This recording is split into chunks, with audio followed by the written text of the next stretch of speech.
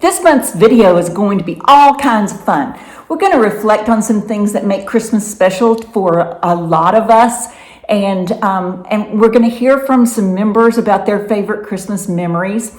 And truth be told, the board was going to sing for you, but alas, that turned into pretty much a nightmare. So we won't subject you to that horrible rendition of Christmas carols. So, what we will start with is, who loves Christmas better than anybody? Children. Exactly. And we had Santa Claus come and visit, and he brought his elf squad with him. Come on down! Man, it's been a year since I've seen you guys. What are you been up to? Boy, I tell you, you're looking good. Christmas is almost here. Y'all excited about that? Yeah. Man, oh man, we've got a lot of stuff that we've got to build and get ready for. Are you ready to go? Yeah. Okay, that's good. I tell you what, this has been an awesome year from everybody, but they have missed us doing our job. So we're going to do it right now. One of the things I've been thinking about is a brand new toy that we can make. And I've got some stuff in here that I want y'all to get together, and we're going to build it. And what we're going to do is it's going to look kind of like a toy, but it's really going to be something that is like a magician that's going to be in here, and then we're going to turn around and it's going to, oh crap, I don't know, what do y'all think? No. I don't even have the right supplies to make it work. What are we going to do? Oh, that's a great, what do you got over there? What do you got?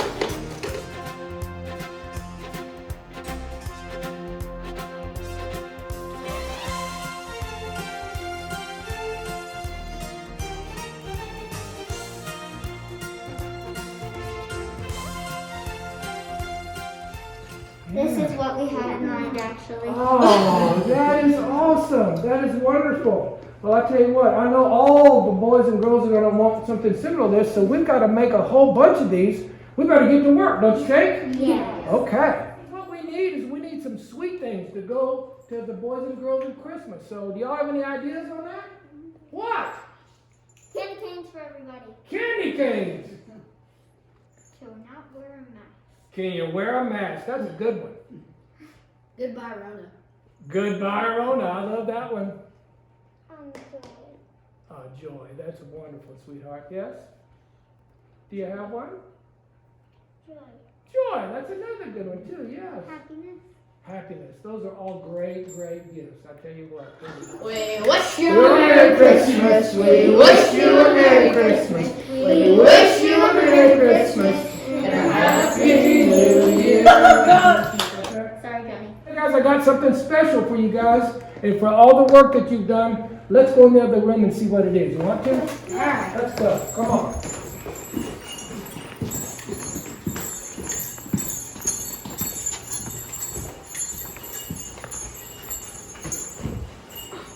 All right. I worked extra hard and put in some extra work, and I made something for each one of you.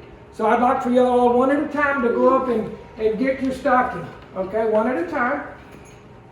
Perfect, perfect. Very good, very good. Don't look at it yet. I'm going to have you all look at it at the same time. Nice. Charley? There you go.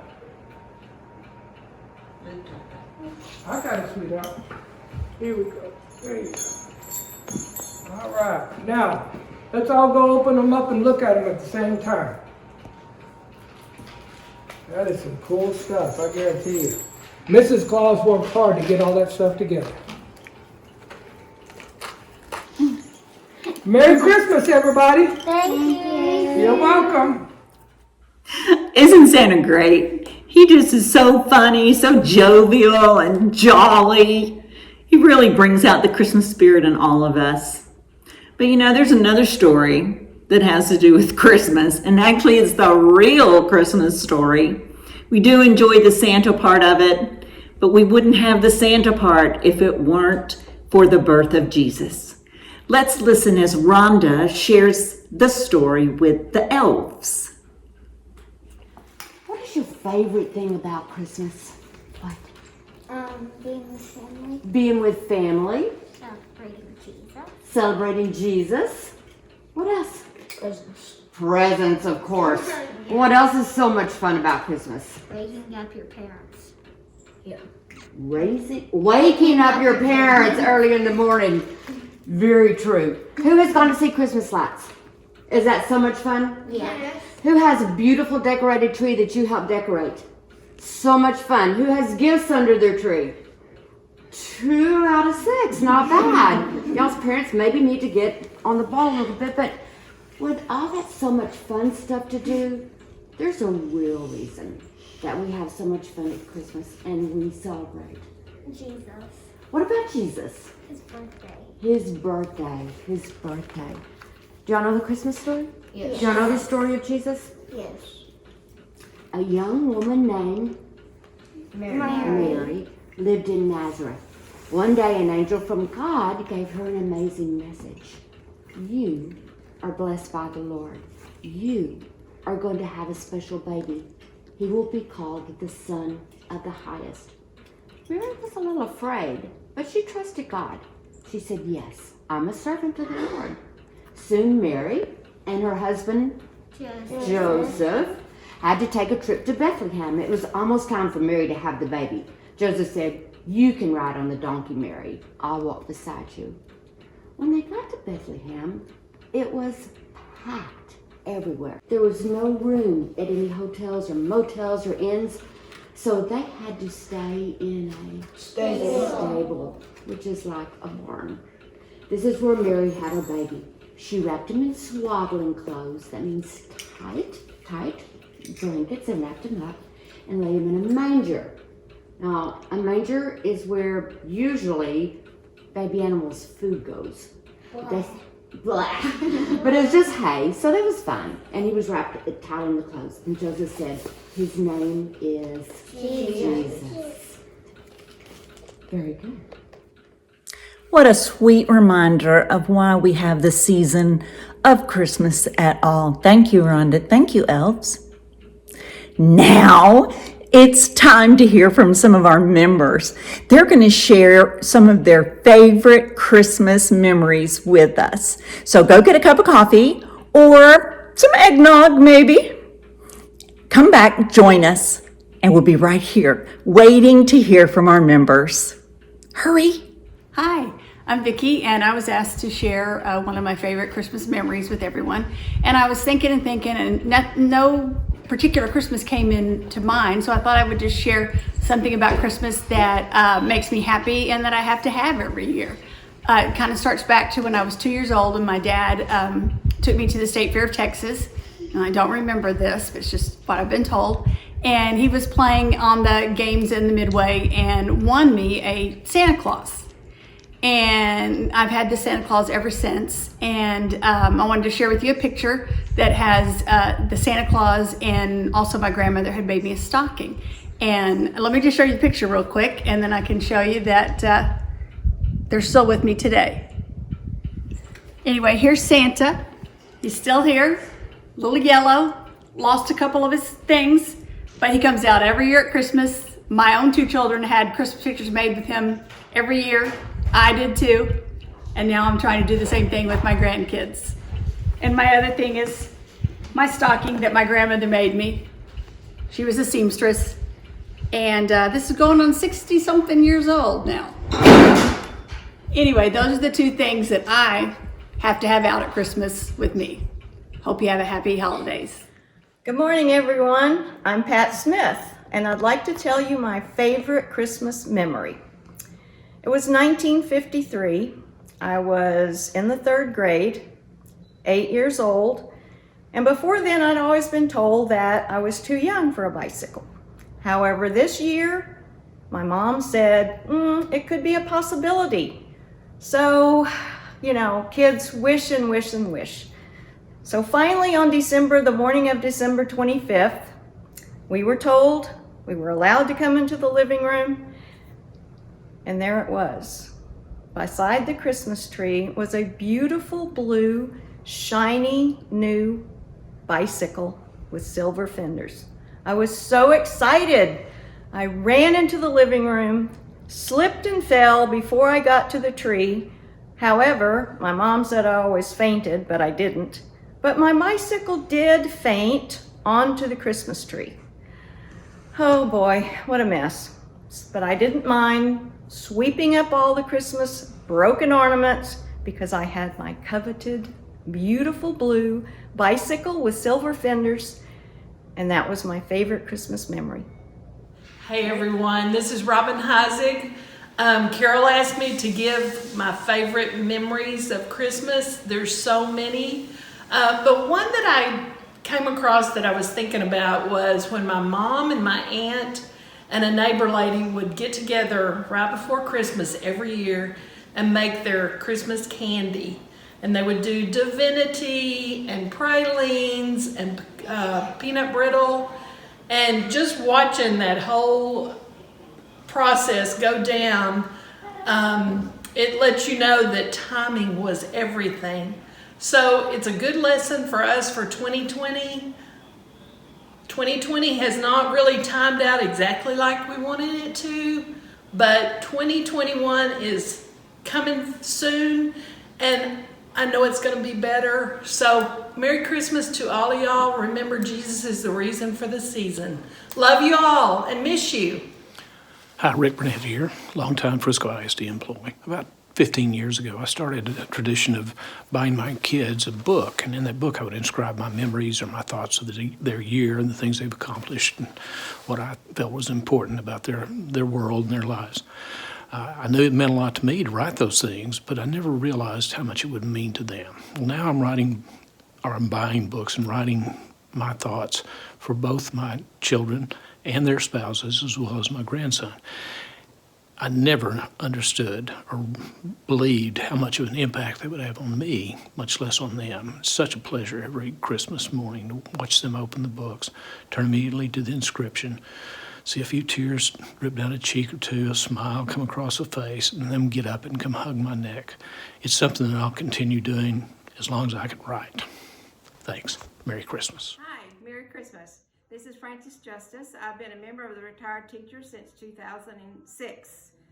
And I'm reporting from my daughter's home, Regina, who lives here in Frisco, not too far from Lone Star High School, where all three of her daughters have been in school there.